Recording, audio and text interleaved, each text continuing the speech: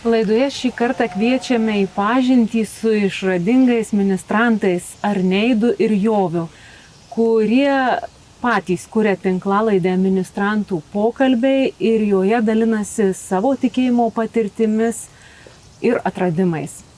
Taigi, Arneidai ir Jovi, visų pirma pradėkime nuo to, kas yra tas ministrantas. Tai ministrantas tai yra, kaip mėgsta daugelis sakyti, patarnautojas. Ministrantai užsiima veikloje, dažniausiai matote mus per mišias, per visokias tai šventes. Mes dažniausiai, ne dažniausiai, visada padedam kunigams tam tikrose apeigose, ten, ar tai būtų smilkymas, ar tai būtų ten pagalba prie altoriaus, rankų plovimas. Varpelių skambinimas, kryžiaus nešimas, žvakės, kurios procesijų dalyvauja, ir evangelijos. Viską darome, kad būtų liturgija gražesnė, ne tik tai žmonėms, bet ir Dievui. Nes tarnaujam pirmiausia Dievui, o ne kunigui.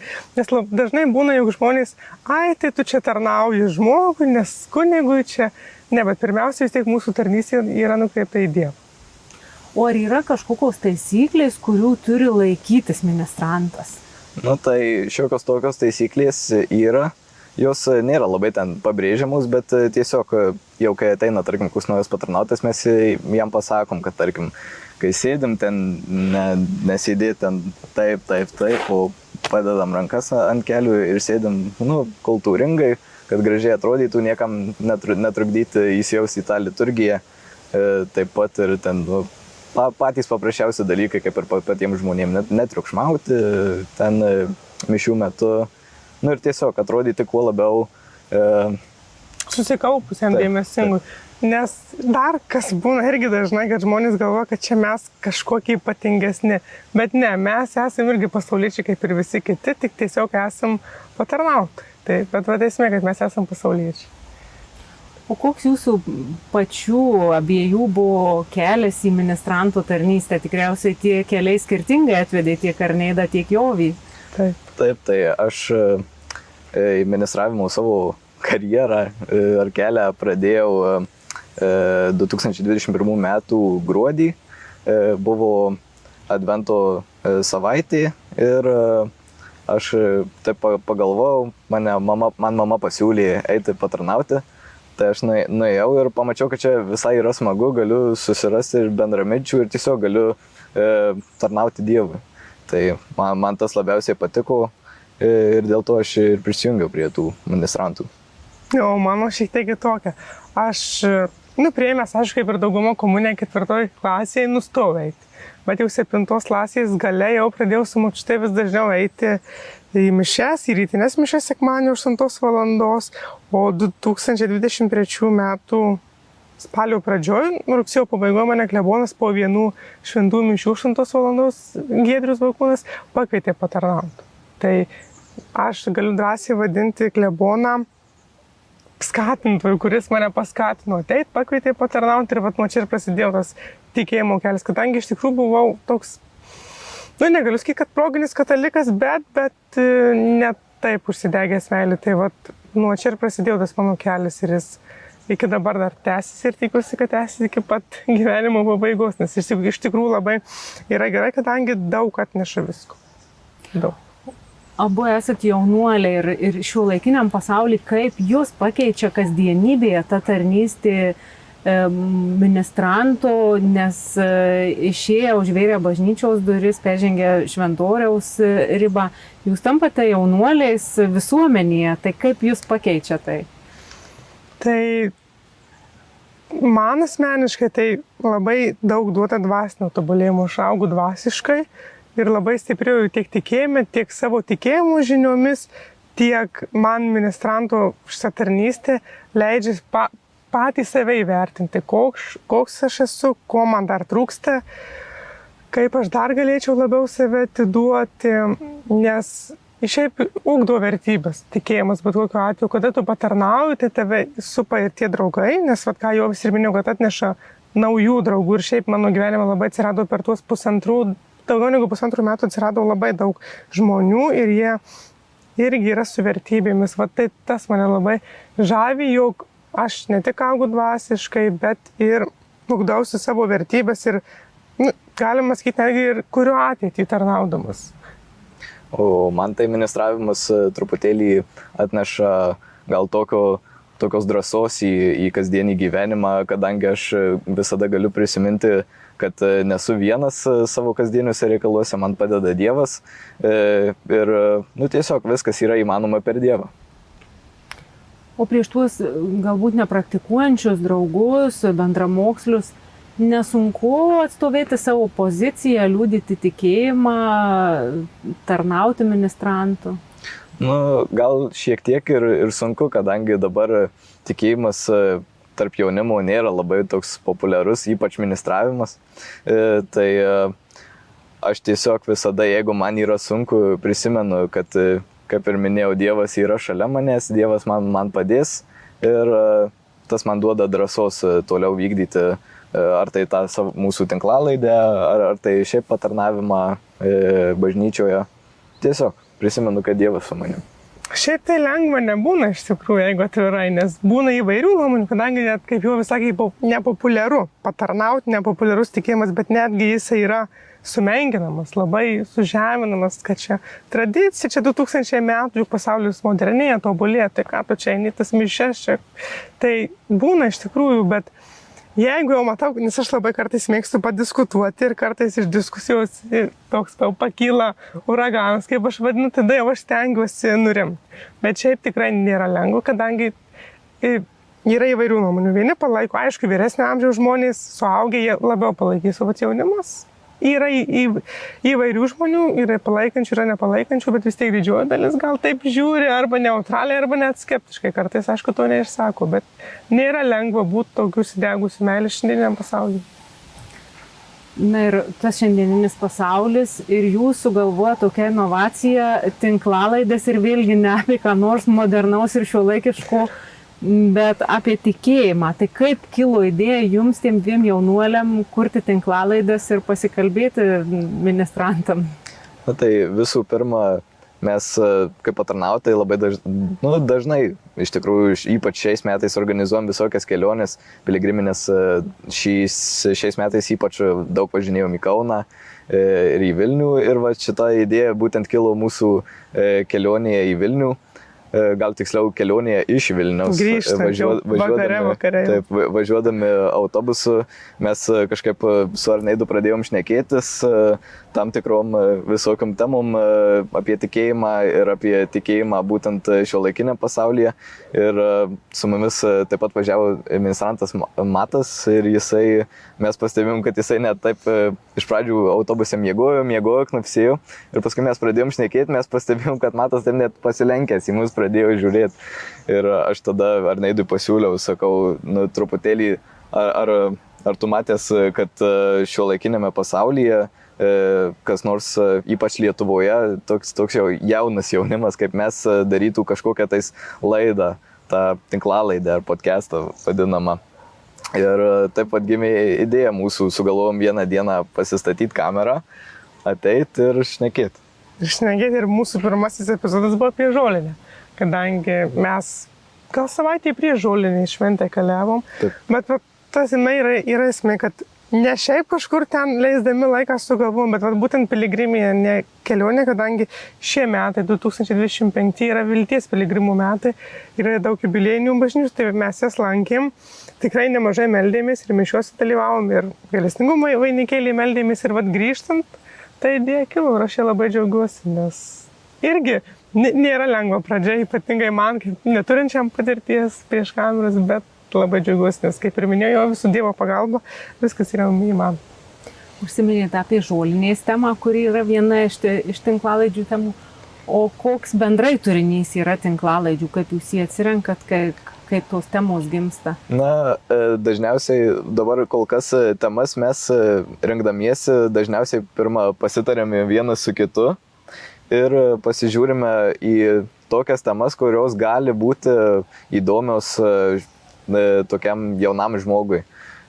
Bandom jas perteikti, kad jos būtų kuo įdomesnės jaunam žmogui, nes kartais visi tas šventes žino vien tik tai, ką pasakoja bažnyčioje, ar tai tikybos pamokose, kurias irgi buvom aptarę vienoje tinklalaidėje. Tai mes taip sugalvojom, kad, tiesiog. Kad tos temos būtų pritaikytos jaunai auditorijai, mūsų amžius. Nes dažnai būna tų klausimų, ten žolinė, kalėdos, Velykos, nes ne tik kalėdos dovanų apsikeitimas, Velykos ne tik pavasario atgimimo šventė, ten margučių marginimas, bet ir gilesnę prasme turi. Tai mes ir norim tą perteikti jaunimui, kad, supažindint gal tiesiog, aš net nežinau, kad tai mūsų dabar paskutinis, pavyzdžiui, epizodas tinklalaidės buvo su sese Marija, su vienuolė, ir irgi klausimą uždavėm, kuo jūsų drabužiai, abitai skiriasi. Nes tikrai net ir tarp suaugusių tenka girdėti, tai čia viena juodai, kita čia rudai, tai ir jaunimui tikrai įdomu, tai bandom tokius klausimus perteikti jaunimui, kas ir mums būtų aktualu, jeigu mes nežinotume. Ir tuo pačiu metu mes dar ir primename visai visuomeniai, kad tikėjimas tarp jaunų žmonių nėra miręs. Tikrai nėra miręs. Ir patys dar sužinom, ir patys tobulėjom, ir patys drąsėjom. Ar daug laiko užtrunka pasiruošti vienai tinklalaidai ir kaip jūs ruošiatės, ar jūs pasidalinat pareigas, potemius, ten vienos temos, kaip visą tai įvyksta? Tas pasiruošimas yra labai skiriasi tarp manęs ir Arneidu. Mes vienas gal labiau nori taip šnekėti ant vietos, kitas nori labiau pasiruošti, tačiau įvyksta visokių netikėtumų. Pavyzdžiui, vienas iki teko mums vieną laidą suorganizuoti ir čia, kaip pasakant, pasiruošti per kiek? Per 2 valandas kažkur. Trumpiau. Mažiau gal net. Gera valanda, viskas vyko ekspromtu labai greitai. Tai gal Jovis daugiau su technika dirba, ar ne? Čia jau toks išmanesnis negu aš, daugiau žinantis, o aš kartais daugiau informaciją renku. Taip ir stengiamės pasidalinti arba įkeliu, pavyzdžiui, aš ar Jovis, tai kad nebūtų irgi tik tai vienas viską daro, o kitas tik tai. Tai stengiamės pasidalinti tuos darbus. Ar jau turit stebėtojų ratą tinklalaidės ir kaip galima surasti jūsų tinklalaidę, kaip tapti stebėtojais jūsų tinklalaidžių? Iš tikrųjų, stebėtojų turim jau. Ir nemažai, ir peržiūrų jau turim irgi nemažai, ir komentarų sulaukiam, tai tuo labai džiaugiuosi. O surasti tai mus gali ir YouTube platformoje, ministrantų pokalbiai kanalų pavadinimas, taip pat YouTube Music, tai čia galbūt labiau YouTube Music neturim. Neturim. Galite rasti YouTube ministrantų pokalbiai, Spotify ministrantų pokalbiai, ir visos bendros tokios naujienos dažniausiai keliame į Facebooką mūsų ir Instagramą. Instagramą taip pat irgi turim, kur yra nuorodos sukeltos į YouTube platformą. Ir keliam tokius kartais ir labiau gal apeliuojančius jaunimui reelsus ar shortus, taip sakant, tokius trumpus video, kurie labiau pritrauktų tą jaunimą, o ne vienas toks ilgas video. Nes kartais ta valanda jaunimui prailgsta. Vis tiek valanda iš tikrųjų netrumpas įrašas, nemažai laiko. Bet jeigu įdomu jaunimui, tai manau, kad labai greitai. Nes podcastai kitom temom tai labai yra populiarūs ir ten jų irgi trukmės tikrai yra nemažas. Mhm. Ar tai yra jūsų 2 autorinis kūrinys, ar galbūt yra planuose praplėsti tą kalbančiųjų ministrantų ratą, galbūt 3 kažkada kalbėsitės, o gal ir 4 susėsite į tą podcastą? Kol kas planuojame į mūsų tą podcastą ar tinklalaidę pasikviesti ministrantų taip pat, kurie irgi, taip pat kaip mes, dirba bazilikoje ir taip pat turi tokį savo tikėjimo kelią, administravimo pradžios kelią, ir tikrai kiekvieno istorija yra unikali ir įdomi. Tai gal netgi išpildysim šitą idėją. Aš manau, kad netolimoje ateityje tikrai kviesime, nes manau išgirsti ir kitų ministrantų tas istorijas apie jų tą tikėjimą irgi yra įdomu. Kad nebūtų tik tai mes, bet kartais ir svečių reikia. O jeigu ne apie ministrantus kalbant, štai minėjau seserį, kalbinot vienuolę, ar sudėtinga prisikalbinti tam pusvalandžiui ar valandai, prisėsti ir pasikalbėti?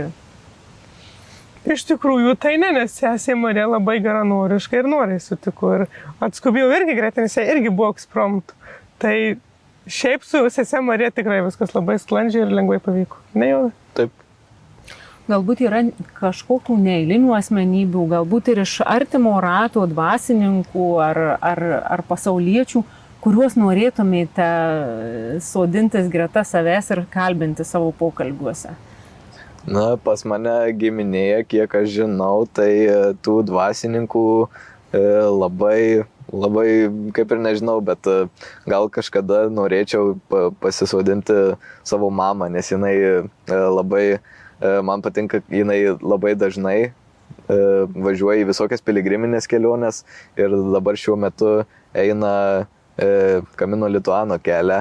Ir taip pat mus labai su Arneidu skatina mūsų podcastuose ir palaiko, tai ačiū mama. Tai jau šiaip manau, kad dar atsiras. Jau dabar planuose turim vieną žmogų, kurį galėtumėm pakalbinti, bet aišku neatskleisim kas, nes dar irgi reikėtų ir viską susiderinti, bet manau, kad nesustosime tik tai ties mūsų draugais, ties mūsų ministrantais bazilikos. O nekilo idėja, kad kada nors imti ir pasisodinti greta savęs ekscelenciją vyskupą ir pakalbinti iš ministranto pozicijų? Taip, tai mes kai pradėjom šį podcastą, tai pas mus truputėlį toks ir buvo iš pradžių juokutis, toks bairis, kad mes kada nors pasisodinsim pas mus vyskupą pašnekėti, bet kuo toliau, tuo labiau taip ši idėja atrodo, kad gali tapti realybę. Taip, nes jau mūsų epizodai, aišku, pasiekė ir Vilkaviškio vyskupija, tai tuo labai džiaugiamės, jau ir pasidalino mūsų įrašų, taip kelia ir nežinomumą, bet tiesiog žmonių sustomėjimą ir girdėjimą apie mūsų, žinojimą gal apie mūsų. Jau vis apie mamą ir apie mamos palaikymą užsiminė, bet norėčiau paklausti apie platesnį artimųjų ratą, kaip reaguoja jūsų šitą iniciatyvą, kad jūs tokia drąsa šovėte į interneto platybės ir transliuojat savo mintis apie tikėjimą. Taip, tai tas palaikymas iš tikrųjų yra labai geras, labai nesitikėjau, netgi gal, kad taip palaikys mus su Arneidu mūsų šitoje tinklalaidėje ir tikrai visiems dėkoju žmonėm, kas palaikot mūsų šiuos pokalbius ir tiesiog užvedat toliau mus. Jo, ne tik šeimos nariai, bet ir bažnyčios bendruomenė ir mūsų artimi draugai, kurie, aišku, yra suaugę, bet vis tiek galiu vadinti šios draugais, tai mus labai skatina ir visada domisi, kada naujas, apie ką naujas, tai veda ir ypatingai žmonės, kurie pastebi, žiūri ir dar parašo, ką nors, tai irgi mus labai veda į priekį. O jeigu žiūrint, dar grįžtant prie tinklalaidžių turinio, tai ko jose yra daugiau, ar jūsų asmeninės patirties, ar jūsų to indėlio besiruošiant ir perteikiant informaciją, kuri jūsų nuomonė yra aktuali klausytojui? Dabar galvoju, net nežinau iš tikrųjų, bet ir nemažai ir mūsų yra. Gal mūsų epizodas apie šventuosius, tai jau galbūt toks labiau buvo pasiruošimas vis tiek. Nes, negali irgi iš savęs pasakoti, bet irgi siejam, pavyzdžiui, kaip ir aš kalbėjau apie palaimintą Algį Matulaitį, tai kaip jis man padeda, kaip jo atlaidai bazilikoje, kurie vyksta Liepos mėnesį, kaip jie mane stiprina. Tai visada stengiamės atrasti, kas iš mūsų patirtis, nes manau, jaunimui ir yra svarbiausia sužinoti, ką mums duoda tikėjimas, kokią mes iš to naudą gauname. O kas yra lengviau save atverti ir tinklalaidai pristatyti ar perteikti informaciją? Man gal save. Man irgi save. Taip, apie save gali pasakot daug, kiek nori, o perduoti informaciją reikia pasiruošimų. Pasiruošti reikia žinotas ir datas, ir istorinius įvykius, o kažkaip, apie kitus dalykus kalbant, tai taip jau, kaip sakau, liežuvis labai gerai nesiverčia. O čia tai tiesiog viskas atrodo eina kaip per sviestą. Tai. Bet nežinau, ar todėl, kad ar tema svarbi, ar todėl, kad iš tikrųjų tokie svarbus dalykai ir tokie gilūs dalykai, kadangi tikėjimas labai susijęs su pačiu asmeniniu gal gyvenimu, atsakyčiau. Vis tiek turit savo kūrybinį planą, tai kokios artimiausios temos, kurias planuojat pateikti klausytojams? Na, mes, čia dabar taip ir gavot, mes su Arneidu, kad temos būtų kuo labiau aktualius jaunimui ir ne tik jaunimui, bet šiaip žmonėms, mes tas temas ruošiam labai taip netikėtai. Sugalvojom, pamatom kažkokią nors temą, kuri yra aktuali, ar tai, tarkim, apie vienuolės, tai kai ruošime epizodą, tai man pasiūlė mano toksai pažįstamas, nes jisai kaip tik manęs buvo dieną prieš paklausęs klausimą apie vienuolės. Ir aš pagalvojau, kad jeigu klausi, turbūt tada kažkas yra įdomaus. Nu tai ir sugalvom tą padaryti epizodą apie vienuolę, bet šiaip tokio labai plataus kūrybinio plano neturim. Turim tik tai idėjas iš tikrųjų. Idėjas, kurios irgi kyla pakankamai ekspromtu, o šiaip tai gal tokia viena dabar idėjos, kurias galbūt labiausiai norėtumėm įgyvendinti, tai yra tie svečiai, būtent ministrantai, kuriuos Taip. pakalbintumėm ir sužinotų apie juos, apie jų kelius tikėjimų ir kuo jiems naudinga. Tai manau, čia yra mūsų dabar gal artimiausių laikų tai didžiausias. Toks planas didžiausias idėja. Kokie jaunuoliai yra Jovis ir Arneidas kasdienybėje, paliečiant šeimą, laisvalaikį, mokyklą? Tai būna visko iš tikrųjų ir kaip ir esam žmonės, tai ir pykčio būna ir visko, bet šiaip aš kaip save pristatyčiau, tai esu žingeidus iš tikrųjų, nes stengiuosi visko domėtis ir stengiuosi mokytis siekti rezultatų. Tai šiaip esu pakankamai linksmas, nors galėčiau sakyti, kad konservatyvus. Iš tikrųjų, ir tenka ir kartais ir iš šeimos girdėti, bet aišku, čia nesu tokiu pašiepimu, bet tiesiog mes kartais pasikalbam, koks esi. Tai aš save vis tiek labiau gal tokiu priskirčiau konservatyviu, bet vis tiek šiaip labai domiuosi mokslu, tai neapleidžiu ir mokslo, ir tikėjimo. Nu, o aš pasakyčiau, kad aš, paprastai tariant, esu irgi žmogus, kad aš čia darau kažkokį podcastą ar kad patarnauju bažnyčioj, tai nepadaro manęs kažkokio tai ar geresnio, ar gudresnio, ar šventesnio. Aš irgi esu toks pat pasaulietis, toks pat žmogus kaip visi ir darau taip pat ir nuodėmės, kokias paprastai žmonės, nes nenuodėmingų žmonių tiesiog nėra. Tai tiesiog esu žmogus. Gyvenam su emocijom, su trūkumais, su privalumais.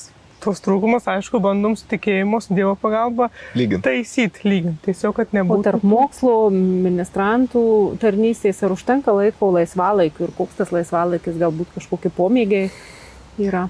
Nu, man tai tikrai to laisvalaikio užtenka. Ir spėju ir kaip paprasti žmonės ir prie kompiuterio pažaisti.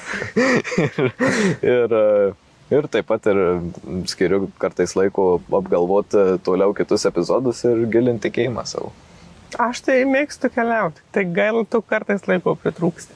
Nes kada mokslo metai, tai irgi jau negali ir toliau kažkur pakeliauti, bet šiaip iš tikrųjų labai mėgstu keliauti. Tad su tėvais kartais vykstame prie Kauno į pažintinius takus pasivaikščioti, tiesiog truputėlį atitrūksti, nes kartais kadangi mokslo metai įtempti būna dažniausiai, o dar gimnazija, antra klasė, olimpiados, tai kartais taip užgriūva, kad kartais laiko iš tikrųjų pritrūksta, bet mane gelbsti tai bažnyčia ir mišios. Drįsiu paklausti, galbūt savo ateitį siejat su dvasininkų keliu? Na, čia manau, kiekvienas ministrantas, kiekvienas patarnautas turi tokią mintį ir galvoja. Gal, aišku, ne visi, tačiau mūsų tos mintys toliau karjerą vis tiek kažkiek tais tikrai liečia tą mūsų toliau karjerą. Aš kol kas tikrai dvasininko kelias nėra toksai paprastas ir čia yra labai sunkus toksai pasirinkimas, nes iš tikrųjų nuspręsdamas būti kunigu daug ką paaukoji ir šeimą ir šiaip tokius pasaulietiškus norus, kokių visi turbūt nori. Tai dar nesu pilnai apsisprendęs. Atiduodi vis tiek visą save Kristui, jau tu visą gyvenimą sieji su Kristumi ir Kristui. Jau, kaip ir minėjau, nebebus tiek pasaulietinių dalykų, kai tu būsi. O mano gyvenime iš tikrųjų buvo etapų, kuomet ir norėjau, ir svarsčiau į kunigystę, bet tikrai nėra lengvas kelias, kur, gavau šventimus, įšventino mane, praėjo metai, 1, 2 ar ne, 10 ir nenoriu. Tai irgi taip paprastai jau ne. Tai šiuo momentu kaip ir svarstau į karjerą kitaip sieti, su mokslu sieti, tad šiuo momentu neplanuoju, kaip pašauks Dievas, tai vėlgi niekas nežinau. Tinklalaidė ministrantų pokalbiai yra judviejų vasaros tokia iniciatyva, o dabar tik ką prasidėjo mokslo metai. Ar neturi tokios baimės, kad užgriuvę mokslų rūpesčiai prigesins šiek tiek tinklalaidės visą kūrybinį procesą? Taip, tai čia buvo gal pati ir pirma problema, kurią aptarim, tai ką darysim vasarą. Bet truputėlį pasvarstę, truputėlį pagalvoję, vis tiek supratom, kad to laisvo laiko ten, kad ir kaip jisai būtų suribotas dėl tos mokyklos, vis tiek mes jo turėsim. Taip, ir nors ir mažiau to laiko turėsim, bet vis tiek laiko tinklalaidai kurti tikrai atrasim. Ir stengsimės, nes nutraukti šio projekto irgi nesinori kažkaip tais, nes ir labai smagu save atiduoti iš tikrųjų, nes kiekvieną kartą, kai nufilmavom gal Žolinės ir Šventų, nežinau kurį epizodą, tai sakau, atidaviau visą save ir taip jaučiasi. Bet tikrai geros emocijos, tai aš manau, galbūt ir tie intervalai tarp epizodų prailgės, bet aš tikrai manau, kad mes kelsime, nes nesustabdys vis tiek. Tai yra labai geras dalykas, nes augam ir patys ir kažkiek kitiem darom įtaką teigiamą, aš manau. Ko palinkėtumėt savo kaip tinklalaidės kūrėjai ir kaip jaunuoliai? Aš tai savo gal palinkėčiau nenustoti, toliau kurti, toliau būti užsidegusi meiliai bažnyčiai, meiliai Dievui ir tiesiog nesustoti. Taip, ir vis nepamesti tikėjimą. Nepamesti ir nebijoti, kad kažkas kritikuos, kažkas mąstys apie tave vienaip ar kitaip, bet nemesti dėl kitų tikėjimų, nes čia, manau, yra viso mūsų gyvenimo pagrindas. Aišku, tų, kaip ir minėjau, nuomonių įvairių buvo. Tai tiesiog nepasiduoti ir eiti tikėjimo keliu. O savo palinkėčiau tai ir toliau sėkmingai tęsti 2 gimnazijos klasę. O aš jums noriu padėkoti, kad savo tikėjimo liudijimais drįstate dalintis savo tinklalaidėje. Šį pusvalandį praleidote kartu su Marijampolės televizijos žiūrovais. Būkite tokie tvirti ir uolūs ne tik šiandieną, bet kiekvieną dieną. Tai ačiū Jums ir sėkmingų prasidėjusių mokslo metų. Ačiū. Šiandien laidoje bendravome su Marijampolės Švento Arkangelo Mykolo bazilikos ministrantais Arneidu ir Joviu, kurie vasarą sukūrė savo pirmasias tinklalaidės ministrantų pokalbiai.